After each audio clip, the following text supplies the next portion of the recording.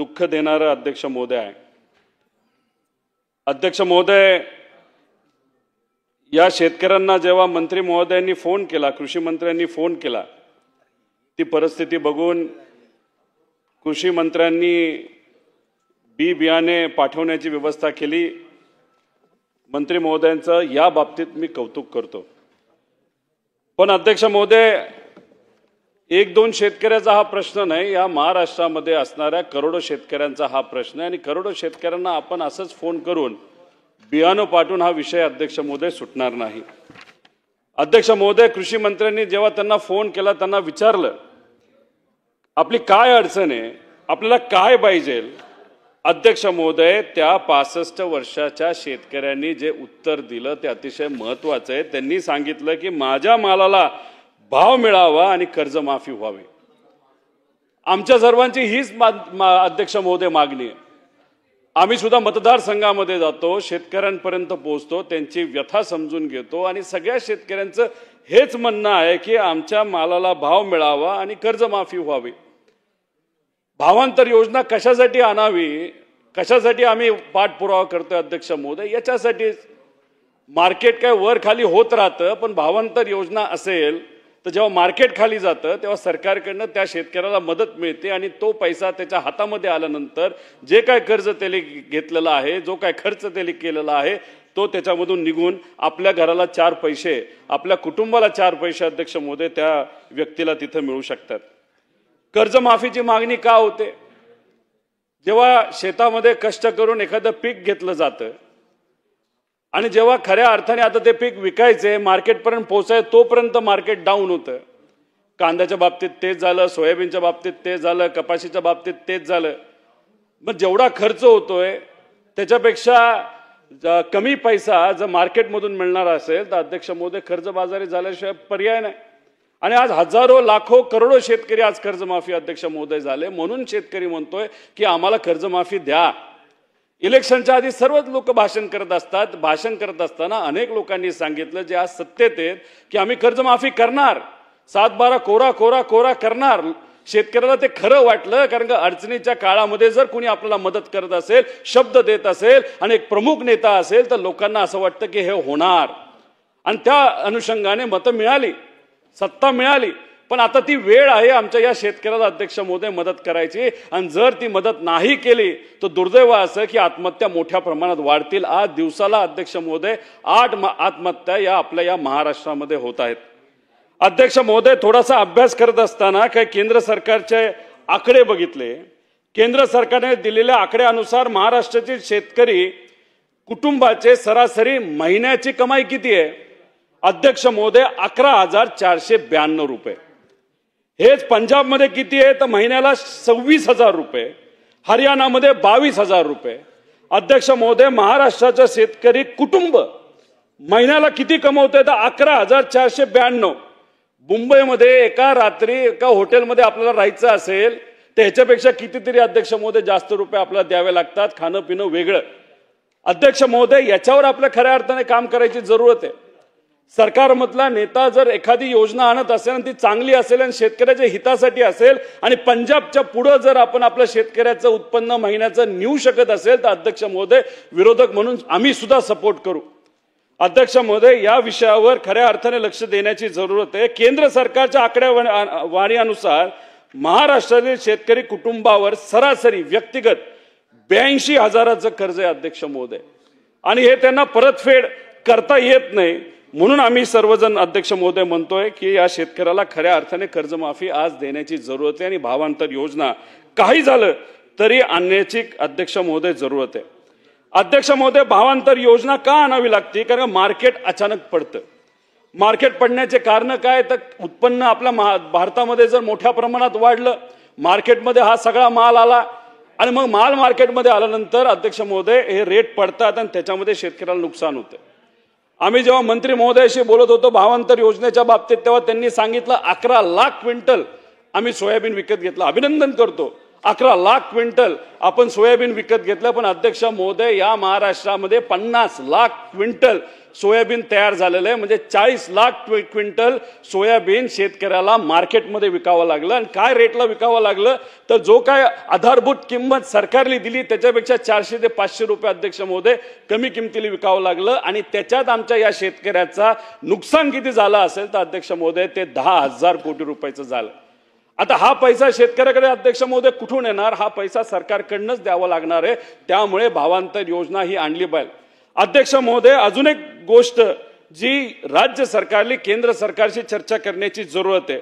2023 आणि 24 मध्ये आपण या देशामध्ये ॲग्रिकल्चर प्रॉडक्ट म्हणजे शेती विषयक असणारे जे प्रॉडक्ट्स आहेत हे किती इम्पोर्ट केले? 1,84,000 कोटी रुपयाचे. म्हणजे दुसऱ्या देशामध्ये असणारा जो शेतकरी आहे त्यांनी उत्पादित केलेलं जे कुठलं उत्पादन असेल ते आपल्या देशामध्ये आपल्या भारतामध्ये किती लाख कोटीचं 23-24 ला आलं तर 1,84,000 कोटीचं आलं. आणि आर्थिक वर्षी 24-25 मध्ये त्याच्यामध्ये किती वाढ झाली तर 20% वाढ झाली, 2,31,00,000 कोटी. काही गोष्टी आपल्याला आणाव्या लागत असतील पण त्या आपल्या देशामध्ये कशा उत्पादित होतील याच्यासाठी अध्यक्ष महोदय प्रयत्न करावे लागेल. अध्यक्ष महोदय 24-25 मध्ये कापूस भारताच्या बाहेरून अमेरिका आणि ऑस्ट्रेलियावरनं आयात जो केला गेला त्याच्यामध्ये किती वाढ झाली तर 46% अध्यक्ष महोदय वाढ झाली. आता हे विषय का सांगतोय कारण का अध्यक्ष महोदय आपण ऐकत असताल टीव्हीवर बघत असताल अमेरिका आणि भारतामध्ये कराराची चर्चा सुरू आहे. अध्यक्ष महोदय अमेरिका काय म्हणतंय, ट्रम्प साहेब काय म्हणतायत? त्यांचं म्हणणं आहे की त्यांच्या म्हणजे अमेरिकेमध्ये जे जीएम पिकांचं उत्पादन होतं ते भारतामध्ये अध्यक्ष महोदय आलं पाहिजे. आता याच्यामध्ये कुठली कुठली पिकं आहेत? सोयाबीन आहे, त्याच्याबरोबर कापूस आहे आणि मका आहे आणि इतर काही पिकं असतील. अध्यक्ष महोदय याच्यावर जर आपण इम्पोर्ट ड्युटी काढून टाकली देशाने तर अध्यक्ष महोदय हे सर्व शेतकरी अडचणीत येणार. लाखो करोड शेतकरी आहेत. त्यामुळे राज्य सरकारकडनं केंद्र सरकारकडे जाऊन या बाबतीत अध्यक्ष महोदय आजच चर्चा करण्याची जरूरत आहे. त्याच्याचबरोबर अध्यक्ष महोदय अमेरिका अजून काय म्हणते की डेअरी प्रॉडक्टसाठी भारत जे इम्पोर्ट ड्युटी लावतो ते काढा. भारतामध्ये सगळ्यात जास्त दूध कुठं उत्पादन होतं तर आपल्या महाराष्ट्रात होतं. असं जर इम्पोर्ट ड्युटी काढलं तर सगळे शेतकरी दूध उत्पादक शेतकरी अध्यक्ष महोदय हे खरंच खऱ्या अर्थाने अडचणीला येतील, दशथडीला त्या ठिकाणी अध्यक्ष मोदी लागतील. आणि भारतामध्ये आणि अमेरिकेमध्ये फरक काय तर तिथं जीएम क्रॉप घेतलं जातं आणि आपल्या देशामध्ये जीएम क्रॉप अलाउड नाही. म्हणजे आपल्यामध्ये जर आपण बघितलं तर भारतात सोयाबीन उत्पादक क्षमता एका हेक्टरवर 1 टन आपल्याला मिळतं, तेच अमेरिकेमध्ये 4.2 टन मिळतं अध्यक्ष महोदय. त्यामुळे राज्य सरकारने केंद्र सरकारशी बोलून बीटी कॉटन असेल नाहीतर जे काही आपलं जेनेटिकली मॉडिफाईड क्रॉप असेल ते जास्तीत जास्त आपल्या देशामध्ये कसं वापरलं जाईल आणि त्याच्यामध्ये शेतकऱ्याचं उत्पादन कसं वाढेल यासाठी अध्यक्ष महोदय प्रयत्न करण्याची जरूरत आहे. अध्यक्ष महोदय याच्याच बरोबर एक महत्त्वाचा विषय मांडतो. अध्यक्ष महोदय 2 मिनिटं. अध्यक्ष महोदय शेतकऱ्याला जर शेती करायची असेल तर त्याला कर्ज घ्यावं लागतं. अध्यक्ष महोदय पण कर्ज घेण्यासाठी जेव्हा हा शेतकरी नॅशनलाइज बँककडे जातो, प्रायव्हेट बँककडे जातो तेव्हा सिबिल बघितलं जातं. जसं या सेशनमध्ये या अधिवेशनमध्ये नाहीतर जेव्हा आम्ही हाऊसमध्ये असतो आम्ही एखादा विषय बोलण्याचा प्रयत्न करतो, बोलतो पण मंत्री ऐकतात नाही ऐकत, कधी ऐकत पण नाहीत. जसं आमची परिस्थिती असती तशी दुर्दैवाने आज महाराष्ट्राचे मुख्यमंत्री आहेत. शेतकऱ्याच्या हितासाठी अनेक वेळा बँकेची जेव्हा बैठक असती त्या बैठकीमध्ये तिथं त्यांनी सांगितलंय बँकेला की तुम्ही अजिबात सिबिल सक्ती करू नका, पण अध्यक्ष महोदय बँका ऐकत नाहीत. मग बँका जेव्हा ऐकत नाहीत तेव्हा पर्याय फक्त काय राहतो तो कोऑपरेटिव्ह बँक. पण कोऑपरेटिव्ह बँक देऊन किती देणार? मग दुसरा पर्याय कुठला राहतो तो प्रायव्हेट लोकांकडे जायचं, 5% महिन्याला पैसे उचलायचे व्याजाली आणि त्याच्यावर कुठेतरी शेती करायची. अध्यक्ष महोदय हे कसं परवडणार? त्यामुळे या सरकारला मी विनंती करतो की सिबिलच्या बाबतीत योग्य असा निर्णय घ्यावा आणि बँकेला सांगावं काही झालं तरी आमच्या शेतकऱ्याचं सिबिल त्या ठिकाणी तुम्ही बघणार नाही. अध्यक्ष महोदय अवकाळी पावसाचं नुकसान खूप मोठ्या प्रमाणात झालं. जानेवारी ते एप्रिलमध्ये 28,000 हेक्टर, मे 25 पर्यंत 77,000, जूनमध्ये 14,271, 1,20,000 हेक्टरवर अध्यक्ष महोदय नुकसान झालेलं आहे. पण आता ही भरपाई सरकार कुठल्या अनुषंगाने अध्यक्ष महोदय दिला? पूर्वीचा जो GR होता त्याच्यामध्ये मोठ्या प्रमाणात मदत ही शेतकऱ्याला मिळत होती. कोरडवाहू साठी 13,500 मिळत होते, बागायतीसाठी 27,000, फळबागेसाठी 36,000 आणि मदतीची मर्यादा 3 हेक्टर पर्यंत अध्यक्ष महोदय होती. पण आता नवीन GR मे महिन्यामध्ये आलाय, त्याच्यामध्ये कोरडवाहूला 8,500, बागायतीला 17,000, त्याच्याचबरोबर फळबागाला 22,500 आणि मदतीची मर्यादा 2 हेक्टर आहे. अध्यक्ष महोदय, आम्ही सरकारला विनंती करतो की जो जुना GR होता ज्याच्यामध्ये मोठ्या प्रमाणात अध्यक्ष महोदय मदत मिळत होती, त्याच GR प्रमाणे अध्यक्ष महोदय त्या ठिकाणी आमच्या शेतकऱ्याला मदत मिळावी. अध्यक्ष महोदय, शेवटचे 2 मुद्दे. पीक विम्याच्या बाबतीत अध्यक्ष महोदय अनेक वेळा आम्ही मुद्दा मांडलाय. पूर्वीच्या योजनेच्या अंतर्गत जिथे 1 रुपयाला विमा शेतकऱ्याला दिला जात होता, त्याच्यामध्ये जर आपण बघितले तर जे ट्रिगर्स होते ते खूप सारे ट्रिगर्स होते. त्याच्यामध्ये 5 ट्रिगर होते. पिकाची पेरणी न झाल्यास शेतकऱ्याला मदत मिळत होती. स्थानिक आपत्ती, लोकलाइज कॅलॅमिटी, काही सर्कलमध्ये पाऊस पडतो, काही मध्ये पडत नाही, तेव्हा मदत मिळत होती. पिकाच्या हंगामात प्रतिकूल परिस्थितीमुळे होणारे नुकसान, म्हणजे तुम्ही पेरणी केली, पाऊस काळ थोडा दिवस नाही आला, त्यात नुकसान झालं तरी मदत मिळत होती. काढणी, पोस्ट हार्वेस्ट लॉस, काढणी परिक्षेत्रात नुकसान, तेव्हा मदत मिळत होती. आणि शेवटी उत्पादित येणारे घट, म्हणजे जे आपण काढणी प्रयोगानंतर, तेव्हा मदत मिळत होती. अध्यक्ष महोदय, आता नवीन GR जर आपण बघितला, नाहीतर जी काय विमा कंपनी आहे त्यांनी फक्त एकच ट्रिगर ठेवलाय, ते म्हणजे कापणी प्रयोगाच्या वेळेस. अध्यक्ष महोदय, आम्ही थोडासा अभ्यास केला. 2024ला 2,428 कोटी रुपये शेतकऱ्याला विमा कंपन्यांनी दिले आणि अध्यक्ष महोदय त्याच्यामध्ये 1,721 कोटी रुपये हे बाकी 4 ट्रिगर जे आहे, जे आता अध्यक्ष महोदय काढून टाकले, त्याच्या अनुषंगाने 1,700 कोटी रुपये दिले आणि फक्त जो शेवटचा एकच त्यांनी ट्रिगर अध्यक्ष महोदय ठेवला होता, त्या 682 कोटी रुपये अध्यक्ष महोदय मिळाले. म्हणजे यंदा तशीच परिस्थिती आहे. म्हणजे त्याचा अर्थ 70% शेतकऱ्याला या विमा कंपनी अध्यक्ष महोदय काही देणार नाही, अशी परिस्थिती येत्या काळामध्ये येऊ शकते. म्हणून सरकारने याच्यामध्ये अध्यक्ष महोदय लक्ष देण्याची जरूरत आहे. त्याच्याचबरोबर अध्यक्ष महोदय, कुठेतरी चोरी झाली असेल विम्यामध्ये, ती पकडावी. पण अध्यक्ष महोदय, मला कळत नाही, एखाद्या बँकेमध्ये जर काही चोरट्यांनी चोरी केली असेल तर ती चोरी पकडण्याऐवजी बँकच जर आपण बंद करणार असेल तर अध्यक्ष महोदय शेतकऱ्याचं काय होणार? त्यामुळे अध्यक्ष महोदय, या विमाच्या बाबतीत सरकारने खऱ्या अर्थाने लक्ष देण्याची जरूरत आहे. अनेक अध्यक्ष महोदय महत्वाचे विषय आहेत, याच्यामध्ये सरकारने खऱ्या अर्थाने शेतकऱ्याच्या हिताचे निर्णय घेण्याची जरूरत आहे. आणि हे अधिवेशन संपण्यापूर्वी अध्यक्ष महोदय सरकारला विनंती करतो, कर्जमाफी झाली पाहिजे, भावांतर योजना ही आली पाहिजे आणि विम्याच्या बाबतीत ज्या काही अटी चुकल्या आहेत विमा कंपनीच्या, त्या नीट पूर्वीसारख्या त्या कशा होतील यासाठी सरकारने प्रयत्न केले पाहिजे. प्रयत्न नाही तर ते अंमलबजावणी झाली पाहिजे, एवढीच विनंती अध्यक्ष महोदय सरकारला करतो. आणि आपण आम्हाला बोलण्याची संधी दिली त्यासाठी मनापासून आपले आभार व्यक्त करतो. राजकुमार बडोलेजी. अध्यक्ष महोदय, महाराष्ट्र विधानसभा नियम 293 या ठिकाणी अत्यंत महत्त्वपूर्ण असा प्रस्ताव या ठिकाणी आणलेला आहे, त्यावर बोलण्यासाठी मी उभा आहे. आम्ही महाराष्ट्रातील 75% मतदारसंघातले साधारणतः माझ्या सगळ्या शेतकरी बांधवांनी निवडून दिलेले आमदार या ठिकाणी शेतकऱ्यांचे प्रतिनिधी म्हणून साधारणतः या ठिकाणी येतोय. सगळ्या शेतकऱ्यांनीच आम्हाला निवडून दिलेलं, आम्ही अत्यंत ग्रामीण मतदारसंघातून येतोय. सकाळी आम्ही जेव्हा उठतो, आमच्या पुढं सगळ्यात पुढं जर कुणी आला तर तो शेतकरी असतो, तो माझा शेतकरीच असतो. आणि साधारणतः त्याचे प्रश्न घेऊन साधारणतः आम्हाला जास्तीत जास्त जे फोन पण येतात ते शेतकऱ्यांचे फोन येतात. सकाळी आला आमचा शेतकरी येतो, तो विचारतो धानाचा आमचा चुकारा साहेब झाला नाही, धान केंद्रावर धान गेला परंतु चुकारा झाला नाही. एखादा शेतकरी होतो, तो विचारतो अजी सोलर पंप बसवला परंतु तो नादुरुस्त झाला, तो दुरुस्त करणारा कुणी येतच नाही. एखादा शेतकरी येतो, तो म्हणतो सोलर पंपसाठी आम्ही मागच्या वर्षभरापासून डिमांड दिली परंतु अजूनपर्यंत आम्हाला तो सोलर पंप भेटला नाही. काही शेतकरी आमच्याकडे येतात आणि ते म्हणतात उन्हाळी धानाची खरेदी आमच्याकडे झाली नाही, कारण आमचा लिमिटच वाढला गेला नाही. आमचा धान आमच्या घरामध्ये पडला आहे, तो आम्ही कसं विकावा. सावकार आमच्याकडे, कोणीतरी आमच्याकडे ठेकेदार येतो, प्रायव्हेटवाला धान खरेदीवाला, आणि तो अत्यंत कमी भावानं धान मागतो. अशा पद्धतीचा येतो. काही आमचे शेतकरी आदिवासी बांधव जे येतात ते म्हणतात की महामंडळानं धान खरेदी केली, परंतु त्या धानाचे पैसे आम्हाला आतापर्यंत भेटले नाही. आता आमचं जे खरीपाचा हंगाम सुरू झाला तरी पण आतापर्यंत ते पैसे आम्हाला भेटले नाही.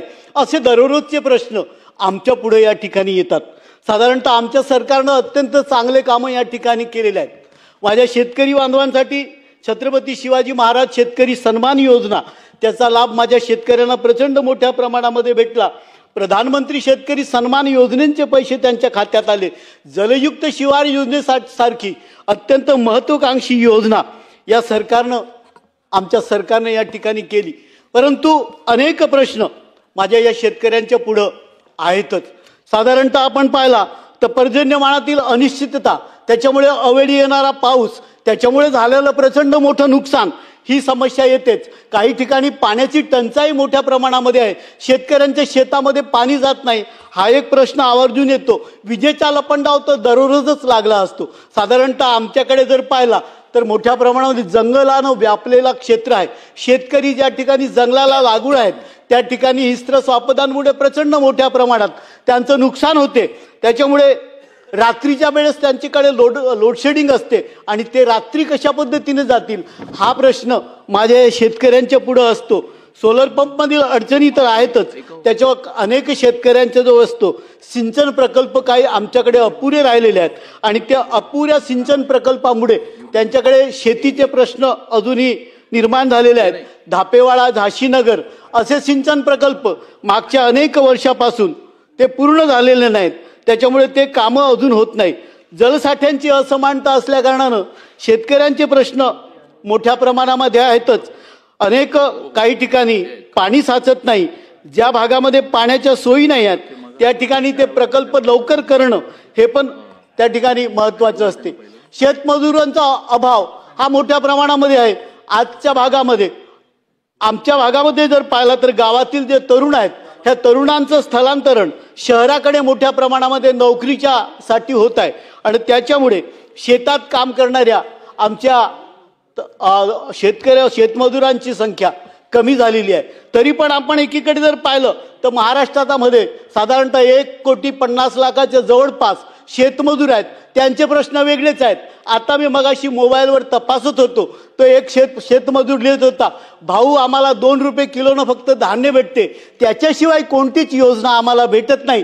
आम्हाला पण शेतकऱ्यांना जशा पद्धतीच्या योजना भेटतात तशा पद्धतीनं शेतकरी सन्मानसारखी एखादी योजना आम्हाला पण भेटेल का, असे साधारणतः अनेक प्रश्न या ठिकाणी आमचे अनेक शेतमजूर पण विचारतात. शेतीवर काम करणारे लोक विचारतात. आता अनेक शेतकरी आमच्याकडे येतात आणि ते म्हणतात, साहेब गोठं बांधून झालो पण गोठ्याचे पैसे भेटले नाही. हा पण एक प्रश्न येतोच. काही शेतकरी आम्हाला विचारतात की साहेब विहिरी बांधून झाल्या पण विहिरीचे पण पैसे अजून आलेले नाही.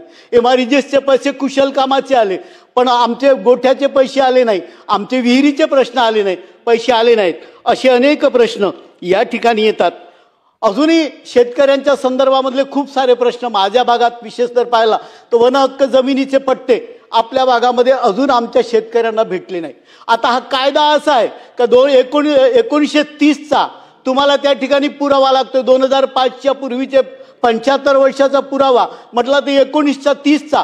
ते अनेक शेतकरी असे आहेत मागच्या 50 वर्षापासून शेती करतात, तिथं वन विभागाचे लोक येतात, त्यांच्यावर कुठं ना कुठं त्यांची शेतीमध्ये खंड पाडतात, तेव्हा तो गरीब शेतकरी अत्यंत हतबल होतो. अशा शेतकऱ्यांना वनजमिनीचे पट्टे पण दिले गेले पाहिजे अशी या ठिकाणी माझी मागणी आहे.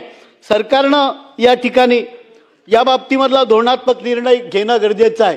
अनेक जे प्रकल्प आहेत त्या प्रकल्पाचं पुनर्वसन झालं, त्यांच्या आमच्या वन विभागाच्या जमिनी महसूल विभागानं शेतकऱ्यांना दिल्या परंतु त्यांचं निर्वनीकरण झालं नाही आणि निर्वनीकरण न झाल्यामुळे या शेतकऱ्यांची परिस्थिती अत्यंत विपरीत झाली. त्यांच्या शेत जमिनीवर पण वन विभागाची लोक जातात आणि तुम्ही शेती करू शकत नाही, तुम्ही झाडं कापू शकत नाही, अशा पद्धतीनं त्यांना त्या ठिकाणी सांगितलं जातं. त्याच्यामुळे ही परिस्थिती आहे, मला वाटते ही दुरुस्त झाली पाहिजे. महात्मा ज्योतिबा फुल्यांनी 1883 मध्ये शेतकऱ्यांचे जे असूड हे पुस्तक लिहिलं होतं आणि ब्रिटिश सरकारच्या विरोधामध्ये त्यांच्या धोरणामध्ये वेळोवेळी त्यांनी त्याच्यामध्ये विरोध पण केला. शेतकऱ्यांना भरपूर पाणी मिळावे म्हणून लक्षावधी खर्च करून शासनाने कालवे बांधले, पण त्याचा हेतू इंग्लंडमधील सावकारांचा महाव्याज आणि इंजिनियरला मोठा पगार देण्यासाठीच हे केलं असं त्या शेतकऱ्यांच्या आसूडमध्ये पण आलेलं आहे.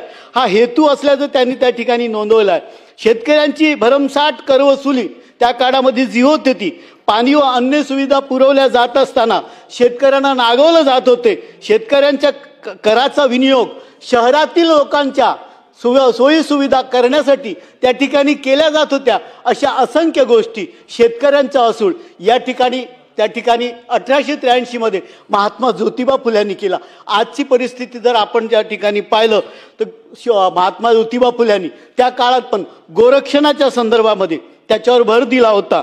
शेती किफायतशीर होत नाही तोपर्यंत बँका चांगल्या चालू शकत नाही असं पण त्याच्यामध्ये नोंदवलं होतं. माझी पण या ठिकाणी विनंती आहे का आमचे सगळे शेतकरी 75% शेतकरी या ठिकाणी महाराष्ट्रामध्ये आहे, त्यांची जर परिस्थिती दुरुस्त झाली तरच हा महाराष्ट्र विकासाच्या दिशेनं जाईल. आणि म्हणून या शेतकऱ्याकडे लक्ष देणं अत्यंत गरजेचं आहे. या शेतकऱ्यांचे जे दररोजचे प्रश्न आहेत, त्यांच्या शेतामध्ये त्यांना वीज मिळाली पाहिजे, त्यांना पाणी मिळाली पाहिजे, त्यांचा जो उत्पादित धान्य आहे त्याला चांगला भाव भेटला पाहिजे, त्यांचं धान्याची जी किंमत आहे ती वेळेवर त्यांना भेटली पाहिजे. असे जे साधारणतः जे प्रश्न आहेत या प्रश्नाकडे सरकारनं लक्ष दिलं.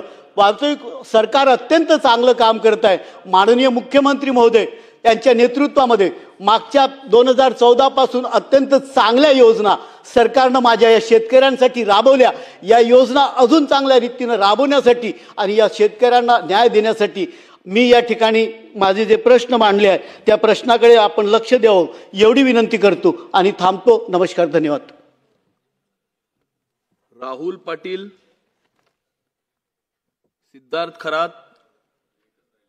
गजानन लवटे. अध्यक्ष महोदय, अमरावतीसह संपूर्ण राज्यात यंदा मान्सूनपूर्ण अतिवृष्टी झाली. माझ्या मतदारसंघातील दर्यापूर व अंजनगाव सुरजी या दोन्ही तालुक्यात संत्री, केळी, लिंबू आणि पानपिपरी या पिकाचे मोठ्या प्रमाणावर नुकसान झाले आहे. राज्य शासनाने या नुकसानग्रस्त शेतकऱ्यांना त्यांच्या शेतीचे झालेल्या नुकसानीबाबत पंचनामे करून शेतकऱ्यांना दर हेक्टरी 50,000 रुपयाची किमान मदत करणे गरजेचे आहे, अशी मी या निमित्ताने मागणी करत आहे. या मदतीमुळे नुकसानग्रस्त शेतकऱ्यांना पेरणीकरिता मदत मिळू शकते व दिलासा मिळू शकेल. अध्यक्ष महोदय, त्याचबरोबर या निमित्ताने अजून एक गोष्ट मी आपल्या माध्यमातून कृषी मंत्र्यांच्या निदर्शनात आणून देऊ इच्छितो.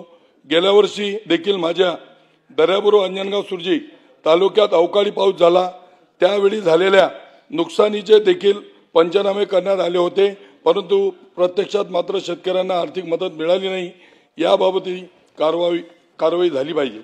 तसेच मेळघाटच्या किनाऱ्यावर असलेले माझे दर्यापूर शहर आणि अंजनगाव या विविध भागातील शेतामध्ये वन्य प्राणी शिरत असल्याने पिकांचे मोठ्या प्रमाणात नुकसान होते व हे नुकसान थांबवण्यासाठी धोरणात्मक कारवाई होणे गरजेचे आहे. याकरिता 2024 मध्ये नागपूर येथे पार पडलेल्या अधिवेशनात या दरम्यान मी देखील मागणी केली होती, परंतु अद्यापपर्यंत याबाबत कोणतीच कारवाई झालेली नाही. तसेच शेतकऱ्यांचे पांधन रस्ते सुद्धा महत्त्वाचे आहेत, खूप खराब झालेले आहेत. त्यांना शेतात जाता सुद्धा येत नाही, त्यांना शेतीची मशागत सुद्धा करता येत नाही. यावर सुद्धा लक्ष देण्याची गरज आहे. अध्यक्ष महोदय, 1 रुपयामध्ये पीक विमा योजना बंद करण्याचा प्रस्ताव शासनाच्या विचाराधीन आहे, परंतु शेतकऱ्यांना कृषी विम्याची रक्कम दिली जात नसून केवळ विमा कंपन्यांना कृषी पीक विम्याचा लाभ होत आहे. याबाबत चौकशी होणे आवश्यक आहे. त्याचप्रमाणे सदर योजना बंद केल्यास शेतकऱ्यांच्या पिकांना संरक्षित करण्यासाठी कोणती पर्याय योजना राबविणार आहे याबाबत सभागृहाला माहिती देण्यात यावी. अध्यक्ष महोदय, अंजनगाव सुरजी दर्यापूर तालुक्यात बोगस बियाणे शेतकऱ्यांना दिले जात असून त्यामुळे देखील मोठ्या प्रमाणावर शेतकऱ्यांचे नुकसान होत आहे. निवडणुकीच्या तोंडावर शेतकऱ्यांना सरसकट कर्जमाफी घोषणा केली होती. त्या नवीन शासन येऊन 7-8 महिन्यापेक्षा जास्त झालेले आहेत. अद्यापपर्यंत शेतकऱ्यांची कर्जमाफी झालेली नसून शेतकऱ्यांचा 7/12 कोरा झाला पाहिजे, याबद्दल सुद्धा माझी मागणी आहे. अध्यक्ष महोदय, राज्य शासनाच्या वतीने सोलर कृषी पंप लावण्याची सक्ती करण्यात येत असून अतिवृष्टीमध्ये सोलार पंपाचा संपूर्ण set, pipeline, sprinkler set, cable इत्यादी वाहून गेलेले आहेत. तसेच विदर्भात पाण्याची पातळी अत्यंत खाली असल्यामुळे शेतकऱ्यांचा बोरवेलला 400 ते 500 फूट खोलवर पाणी मिळते. परंतु सोलर कृषी पंपाची कार्यक्षमता कमी असल्यामुळे सदर कृषी पंप अनेक शेतकऱ्यांचा उपयोगाचा नाही. त्यामुळे शासनाने सोलर कृषी पंप लावण्याची सक्ती न करता पूर्वीप्रमाणे शेतकऱ्यांना विद्युत कृषी पंप साठी मंजुरी द्यावी. अध्यक्ष महोदय, राज्यातील विशेष विदर्भातील अमरावती जिल्ह्यातील अनेक शेतकऱ्यांनी कर्ज बाजारीला कंटाळून आत्महत्या केल्या आहेत. शासनाने आत्महत्याग्रस्त शेतकऱ्यांच्या कुटुंबांना आर्थिक मदत करण्याची घोषणा केलेली आहे.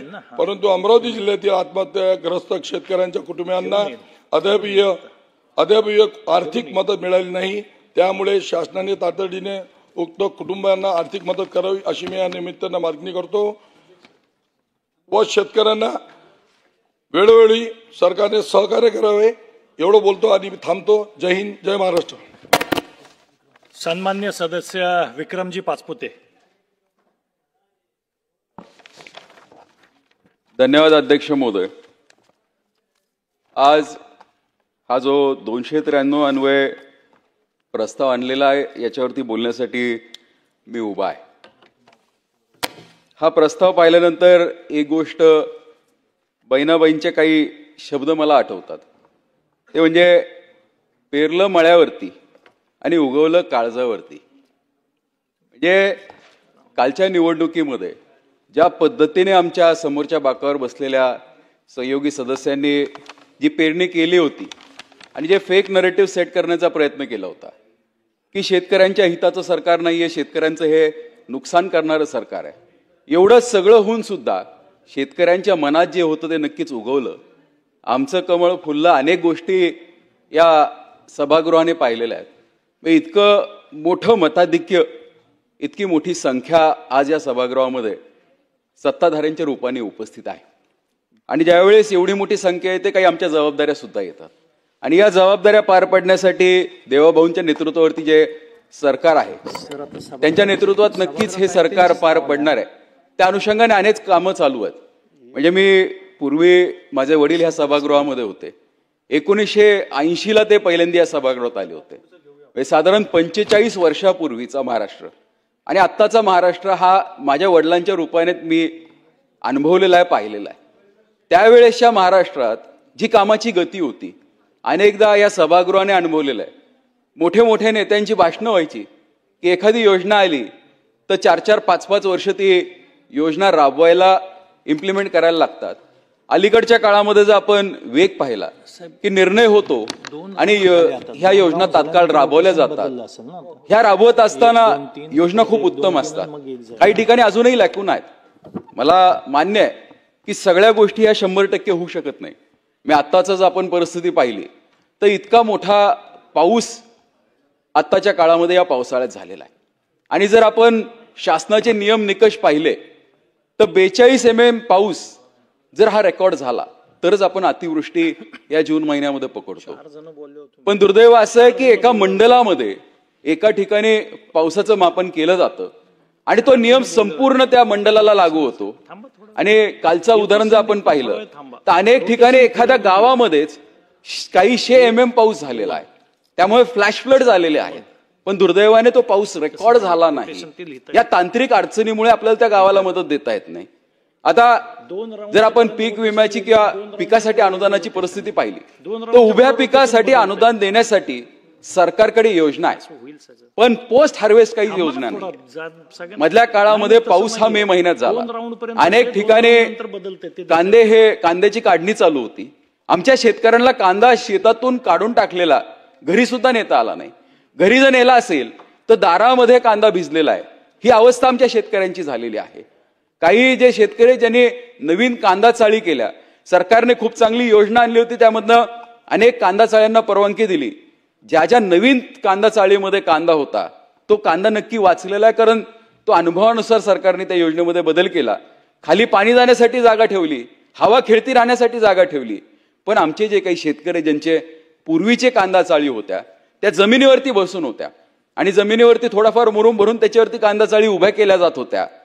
अतिवृष्टीमुळे त्या कांदा चाळींमध्ये सुद्धा पाणी घुसलेलं आहे.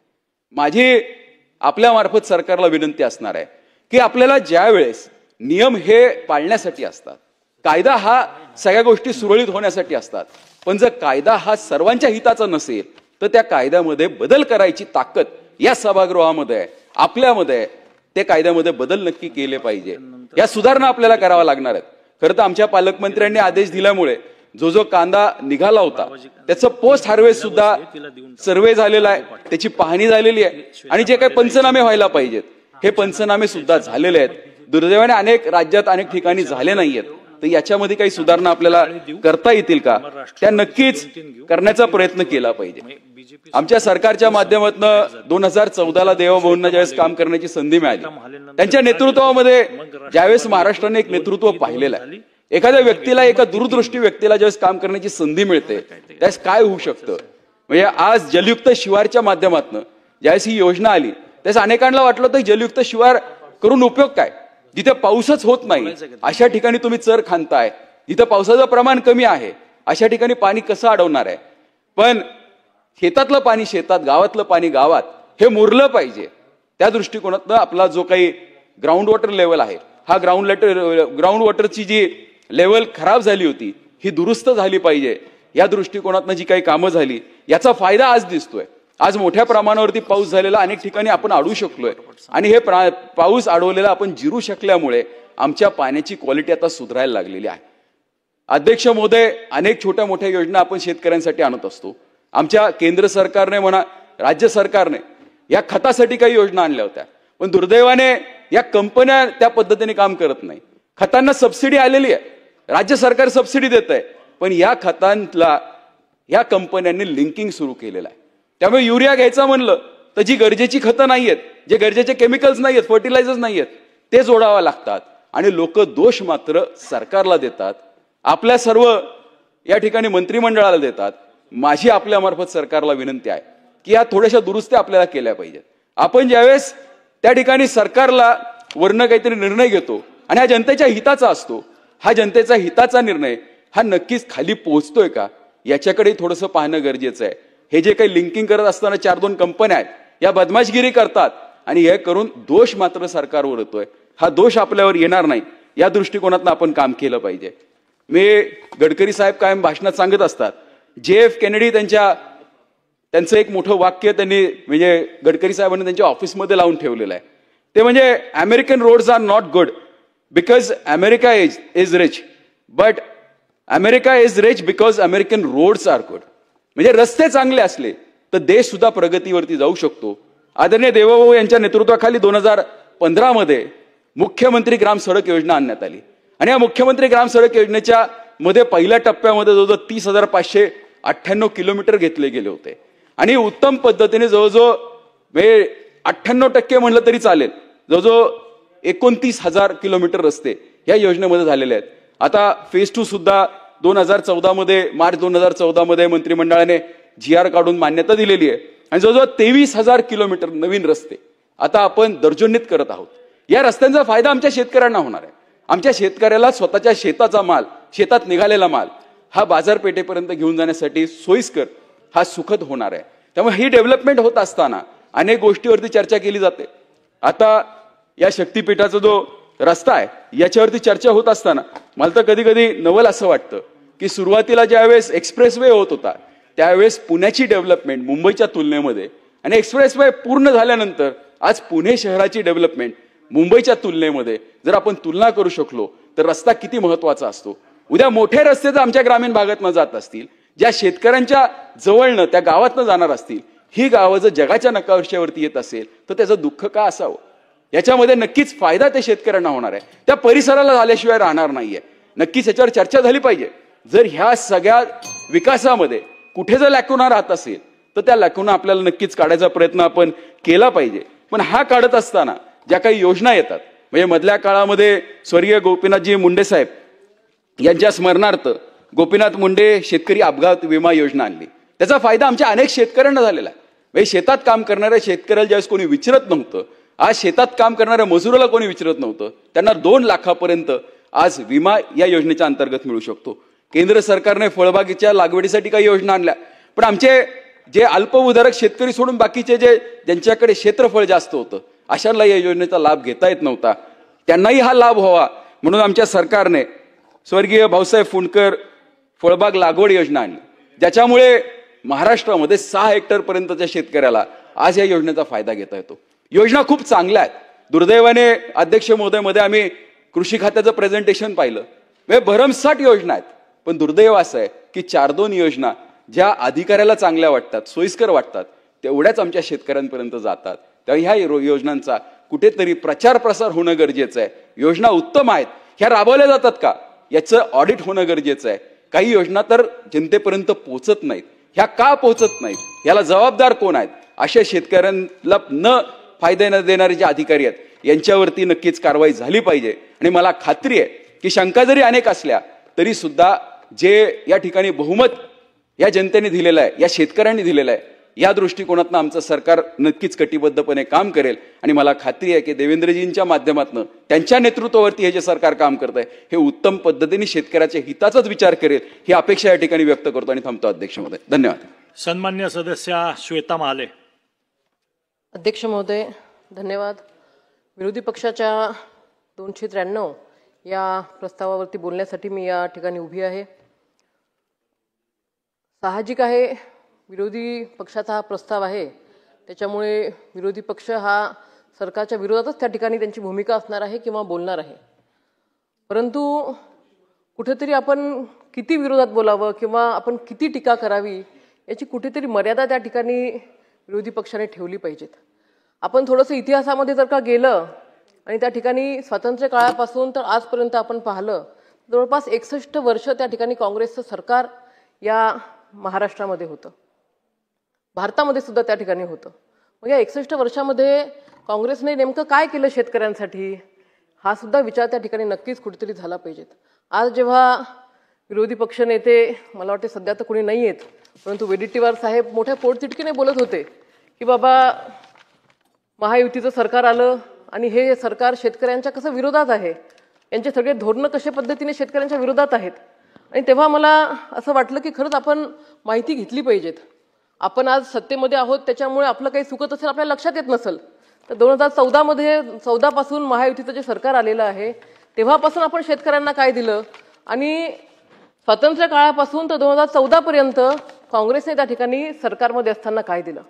आणि विशेष म्हणजे असं लक्षात आलं की सत्तेमध्ये जेव्हा काँग्रेसवाले बसले त्यावेळेला त्यांना चुकूनही त्या ठिकाणी शेतकऱ्यांची आठवण मुळीच झालेली नाही. आणि जेव्हा जेव्हा सत्तेतून खाली आले त्यावेळेला मात्र यांना शेतकरी त्यावेळेला मात्र यांना आठवतो आणि अतिशय पोटतिडकीने त्या ठिकाणी ते विषय मांडतात शेतकऱ्यांचे.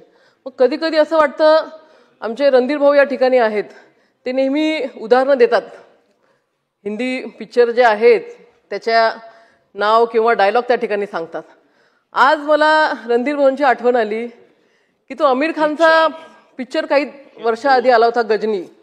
मग जेव्हा जेव्हा काँग्रेस सत्तेवरती येते शेतकऱ्यांच्या बाबतीमध्ये यांना विसर पडतो की काय, तो गजनीला जो रोग त्यांना झाला होता गजनी मूव्हीमध्ये आमिर खानला, तो रोग काँग्रेसवाल्यांना सत्तेवरती आल्यानंतर होतो की काय असा प्रश्न त्या ठिकाणी पडतो. अध्यक्ष महोदय, सातत्याने शेतकरी हिताच्या गप्पा करायच्या आणि सत्तेत आल्यानंतर मात्र शेतकऱ्यांना लुटायचं हे काम त्या ठिकाणी काँग्रेसने केलेलं आहे.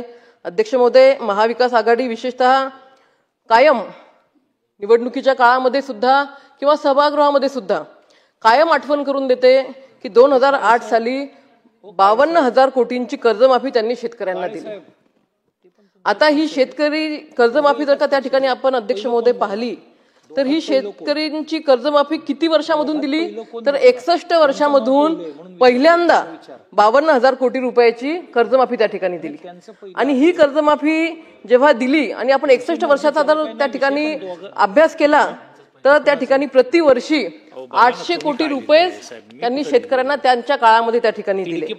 परंतु अध्यक्ष महोदय 2014 साली या भारतातल्या गोरगरीब जनतेच्या आशीर्वादाने गरिबी काय असते, संघर्ष काय असतो असं नेतृत्व भारताला भेटलं. पंतप्रधान नरेंद्रभाई मोदी हे भारताचे पंतप्रधान झाले आणि खऱ्या अर्थाने शेतकऱ्यांच्या दृष्टिकोनातून चांगले निर्णय त्या ठिकाणी घेण्यात आले.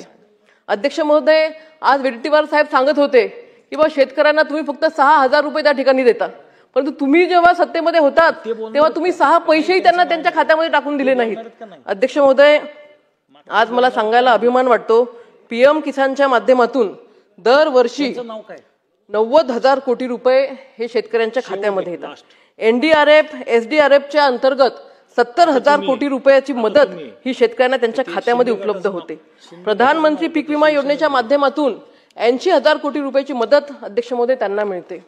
एकूण जर का पाहिलं अध्यक्ष महोदय तर 2,40,000 कोटी दरवर्षी शेतकरी बांधवांना विविध लोककल्याणकारी योजनांच्या माध्यमातून देण्याचं काम हे महायुतीचं सरकार त्या ठिकाणी अध्यक्ष महोदय देत आहे. आणि विशेष म्हणजे अध्यक्ष महोदय, हा जो काही मदत शेतकऱ्यांच्या खात्यामध्ये जाते ही मदत त्यांच्या खात्यामध्ये मिळवून घेण्यासाठी किंवा देण्यासाठी त्या शेतकऱ्यांना कुठल्याही दलालाकडे त्या ठिकाणी जावं लागत नाही. दलाल असतील किंवा लोकप्रतिनिधी असतील किंवा तहसीलदार असतील, BDO असतील, तलाठी असतील, अशी कुठलीही यंत्रणा मधात न ठेवता जे शेतकऱ्यांच्या हिताचं आहे, जे शेतकऱ्यांच्या हक्काचं आहे ते त्यांच्या हक्काचं त्या ठिकाणी देण्याचं काम हे महायुतीचं सरकार अध्यक्ष महोदय त्या ठिकाणी करत आहे. अध्यक्ष महोदय, खरं तर कुठेतरी वारंवार विरोधी भाषणं त्या ठिकाणी झाल्यानंतर असं परसेप्शन तयार होतं की खरंच हे सरकार शेतकऱ्यांसाठी काहीच करत नाही आणि अशा वेळेला कुठेतरी तुलनात्मक सुद्धा आपण विचार केला पाहिजेत. अध्यक्ष महोदय, गेल्या अधिवेशनाच्या वेळेला मी स्वतः कृषी आयुक्त आणि संचालक कृषी प्रक्रिया नियोजन यांना त्या ठिकाणी पत्र पाठवलं आणि त्या पत्रामध्ये त्यांना मी माहिती विचारली की 2014 पासून तर 2025 पर्यंत कुठल्या कुठल्या शेतकऱ्यांच्या हिताच्या ज्या योजना आहेत त्या कार्यान्वित झाल्या आणि या योजनांच्या माध्यमातून शेतकऱ्यांच्या खात्यामध्ये त्या ठिकाणी त्यांना मदत झाली. अध्यक्ष महोदय, खरं तर हे भाषण माझं खूप उशिरा होतंय. ज्यांनी मोठे मोठे भाषणं केले तास भराचे ते आज इथं कोणीच नाहीये, परंतु हे जे माझं भाषण आहे हे नक्की त्यांनी ऐकावं आणि ही जी माहिती आहे अध्यक्ष महोदय, ही माहिती सुद्धा मी त्या ठिकाणी पटलावरती ठेवणार आहे. अध्यक्ष महोदय, 2004 ते 2014च्या कारकिर्दीमध्ये महाविकास आघाडीचं सरकार असताना PM किसान योजनेच्या माध्यमातून आज जे वडेट्टीवार साहेब सांगत होते की बाबा महायुतीचं सरकार फक्त 6,000च देतं, मग असा प्रश्न पडला की खरंच यांनी आपल्यापेक्षा जास्त पैसे दिले असतील म्हणून ते अधिकाराने या ठिकाणी बोलत आहेत. माहिती घेतली अध्यक्ष महोदय तर त्या ठिकाणी 0 होतं, म्हणजे 0 पैसे. 2004 ते 2014च्या काळामध्ये एकही रुपया PM किसान योजनेच्या माध्यमातून त्यांनी महाराष्ट्रातल्या शेतकऱ्यांच्या खात्यामध्ये टाकला नाही. आणि तेच 2014 पासून तर 2025 पर्यंत महायुतीच्या काळामध्ये 32,105 कोटी रुपयाचा निधी हा शेतकऱ्यांच्या खात्यामध्ये त्या ठिकाणी आला. अध्यक्ष महोदय, PM किसान योजना ही अतिशय चांगली योजना आहे. गोरगरीब शेतकऱ्याला कुठेतरी आधार देणारी ही योजना आहे. त्याच्यामुळे ही योजना आपण आपल्या राज्यामध्ये सुद्धा आणली पाहिजेत. जेव्हा ही योजना केंद्र सरकारने सुरू केली तेव्हा बऱ्याचशा राज्यांनी ही योजना सुरू केलेली होती. महाराष्ट्रामध्ये सुद्धा 2019 मध्ये ही योजना चालू करावी अशी शेतकऱ्यांची मागणी होती, परंतु त्यावेळेला महाविकास आघाडीचं सरकार असल्यामुळे त्यांनी ही योजना महाराष्ट्रामध्ये सुरू केली नाही. परंतु 2023 मध्ये महायुतीचं सरकार आलं आणि हे सरकार आल्यानंतर महाराष्ट्रामध्ये ही योजना सुरू करण्यात आली. या योजनेच्या माध्यमातून अध्यक्ष महोदय आतापर्यंत 7,133 कोटी रुपयाचा निधी हा शेतकऱ्यांच्या खात्यामध्ये त्या ठिकाणी आलेला आहे. अध्यक्ष महोदय, नैसर्गिक आपत्तीमध्ये 2004 ते 2014 मध्ये किती मदत झाली असेल तर ती आहे 3,003 कोटी. आणि हीच मदत जर का आपण महायुतीच्या काळात पाहिली 2014 पासून तर 24 पर्यंत तर अध्यक्ष महोदय 14,038 कोटी रुपयाचा निधी हा या 10 वर्षामध्ये शेतकऱ्यांच्या खात्यामध्ये त्या ठिकाणी आलेला आहे. अध्यक्ष महोदय, जमीन आरोग्य पत्रिका शेतकऱ्यांसाठी हा अतिशय महत्त्वाचा विषय आहे. नेमकं आपण आपल्या शेतीमध्ये काय पिकवलं पाहिजे, आपल्या शेतीची कंडिशन कशी आहे हे शेतकऱ्यांना माहिती नव्हतं. मोदीजींनी ही योजना चालू केली आणि या योजनेच्या माध्यमातून अध्यक्ष महोदय 2,71,52,000 रुपयाचा सॉइल कार्ड साठीचा निधी हा त्या ठिकाणी शेतकऱ्यांच्या खात्यामध्ये महाराष्ट्रातल्या अध्यक्ष महोदय पडला. ठिबक आणि तुषार संच आज शेतकऱ्यांना सक्षम केलं पाहिजे, परंतु हे सक्षम करण्यासाठी त्या ठिकाणी सिंचनाचं सुद्धा त्या ठिकाणी चांगल्या पद्धतीने काम केलं पाहिजे. परंतु अध्यक्ष महोदय बोलून होत नाही, प्रत्यक्ष कृती करावं लागते. 2004 ते 24च्या दरम्यान 14च्या दरम्यान अध्यक्ष महोदय फक्त 6 लाख शेतकऱ्यांना या योजनेचं अनुदान देण्यात आलं आणि ते जर का महायुतीच्या काळात जर आपण पाहिलं 14 ते 24 तर जवळपास अध्यक्ष महोदय 13,85,000 शेतकऱ्यांना हे कृषी आणि ठिबकचे संच त्या ठिकाणी देण्यात आलेले आहेत. अध्यक्ष महोदय जे वैयक्तिक लाभाची योजना आहे मागेल त्याला शेततळे, मागेल त्याला हे शेततळे ही योजना काँग्रेसच्या काळामध्ये अस्तित्वातच नव्हती. एकही शेततळे त्यांनी त्या ठिकाणी शेतकऱ्यांना दिलं नाही. परंतु 2014 पासून तर 24 पर्यंत या महाराष्ट्रातल्या 14,406 शेतकरी बांधवांना मागेल त्या शेतकऱ्यांच्या माध्यमातून त्या ठिकाणी सिंचनाचं काम त्यांच्या शेतामध्ये त्या ठिकाणी करण्यात आलेलं आहे. अध्यक्ष महोदय फळबाग लागवडीसाठी त्या ठिकाणी कुठलंही अनुदान आतापर्यंत नव्हतं. एकही पैसा त्या ठिकाणी शेतकऱ्यांच्या खात्यामध्ये त्या ठिकाणी दिला नाही. परंतु 2014 पासनं त्या ठिकाणी जवळपास 49,677 लाख रुपयांची मदत करून 5,97,648 शेतकरी बांधवांना अध्यक्ष महोदय मदत झालेली आहे. आता जयंत पाटील साहेब अध्यक्ष महोदय 2 मिनिटं, आता जयंत पाटील साहेब सांगत होते की कांदा हा कदाचित त्यांच्या इकडे कांदा उत्पादक शेतकरी असतील, कुठेतरी कांदा उत्पादक शेतकऱ्यांना मदत केली पाहिजे. पण ती मदत करताना फक्त भाषणामधूनच मदत नाही केली पाहिजे अध्यक्ष महोदय, प्रत्यक्ष कृतीमधून सुद्धा ही मदत त्या ठिकाणी दिसली पाहिजे. 2004 ते 14 या काळामध्ये माझ्या माहितीनुसार जयंत पाटील साहेब मंत्री होते, परंतु त्या काळामध्ये फक्त आणि फक्त 414 कांदा चाळीचं वाटप त्या ठिकाणी झालं होतं आणि हेच कांदा चाळीचं वाटप महायुतीच्या सरकारच्या काळामध्ये 10,038 कांदा चाळी त्या ठिकाणी अध्यक्ष महोदय वाटण्यात आला. अध्यक्ष महोदय सांगायचं तात्पर्य हेच आहे की कुठेतरी राजकारण नक्कीच केलं पाहिजे, परंतु विरोध हा विरोधाला विरोध नसला पाहिजे. कुठेतरी जेव्हा शेतकरी हिताचे निर्णय घेतले जात असतील तर त्या शेतकरी हिताच्या निर्णयामध्ये काही लूपहोल्स असतील तर त्याच्यावरती नक्कीच चर्चा झाली पाहिजे. परंतु फक्त राजकारण करायचं आणि सभागृहाची दिशाभूल करायची अध्यक्ष महोदय हे योग्य नाहीये. अध्यक्ष महोदय थोडंसं 2 मिनिटं मला त्या ठिकाणी द्या, माहिती काढून त्या ठिकाणी मी बसलेले आहे. अध्यक्ष महोदय शेतकरी आत्महत्या हा अतिशय विदर्भातला सेन्सिटिव्ह विषय अध्यक्ष महोदय, याच्यामध्ये खरं तर कोणीही राजकारण करू नये, परंतु विरोधी पक्षाने त्याच्यामध्ये राजकारण केलं म्हणून या ठिकाणी मला आकडेवारी त्या ठिकाणी सांगणं गरजेचं वाटतं. अध्यक्ष महोदय 2019 मध्ये विदर्भातल्या 1,500 शेतकऱ्यांनी आत्महत्या केली, तेव्हा फडणवीस साहेब मुख्यमंत्री होते. 2020 मध्ये महाविकास आघाडीचं सरकार आलं आणि 1136 शेतकऱ्यांनी आत्महत्या केल्या. तेच प्रमाण 2021 मध्ये महाविकास आघाडीचं सरकार असताना 1183 त्या ठिकाणी आत्महत्या झाल्या आणि 2022 मध्ये महाविकास आघाडीचं सरकार असताना अध्यक्ष महोदय 1208 त्या ठिकाणी आत्महत्या झाल्या. आणि अध्यक्ष महोदय 2023 मध्ये म्हणजे महाविकास आघाडीचं सरकार असताना जो चढता क्रम लागला होता, पुन्हा तो जो चढता क्रम आहे तो खाली येताना दिसतो. 2023 मध्ये 1100 शेतकऱ्यांनी आत्महत्या केल्या आणि 2024 मध्ये 1,075 शेतकऱ्यांनी अध्यक्ष महोदय आत्महत्या केल्या. अध्यक्ष महोदय 2 मिनिटं. अध्यक्ष महोदय सकाळपासून या ठिकाणी बसले. अध्यक्ष महोदय महाराष्ट्र विधानसभा नियम 293 अन्वये 1 मिनिट काळे साहेब ते कन्क्लूड करतायत, कन्क्लूड करा. अध्यक्ष महोदय आमच्या विदर्भामध्ये आत्महत्या होतात का, तर नक्कीच आत्महत्या होतात, परंतु ह्या आत्महत्या होत असताना याच्यामध्ये कुठलंही राजकारण न करता आपला शेतकरी कशा पद्धतीने चांगल्या पद्धतीने शेतीमध्ये काम करू शकेल आणि ही शेती करत असताना त्याला काय काय महत्वाचं आहे, शेतरस्ते असतील, वीज असेल, पाणी असेल, दळणवळणाचे साधनं असतील, हे त्याला उपलब्ध करून दिले पाहिजेत. अध्यक्ष महोदय मला असं वाटतं आज या सभागृहामध्ये आपण एक लोकप्रतिनिधी म्हणून बसलेलो आहेत. हे विधिमंडळ हे कायद्याचे विधिमंडळ आहे, तर शेतकऱ्याला खऱ्या अर्थाने सक्षम करण्यासाठी कुठले कायदे आपण बदलले पाहिजेत, कुठल्या कायद्यामध्ये आपण सुधारणा केली पाहिजे, त्या ठिकाणी हे या सगळ्या गोष्टी केल्या पाहिजे. अध्यक्ष महोदय मी पुन्हा महायुती सरकारचं मनापासून अभिनंदन करते. परंतु हे सगळे शेतकरी हिताचे निर्णय घेत असताना प्रशासनावरती कुठेतरी आपला वचक त्या ठिकाणी असला पाहिजे. अध्यक्ष महोदय, महाबीजच्या बाबतीमध्ये नक्कीच एक चांगली एजन्सी आहे, परंतु आज जे एमडी म्हणून त्या ठिकाणी बसलेले काळे आहेत, साहेब. एक IAS ऑफिसर आहे अध्यक्ष आणि महोदय. एक आणि गोष्ट हा आता मी अध्यक्ष पहिली महोदय बेल वाजवेल, दुसरी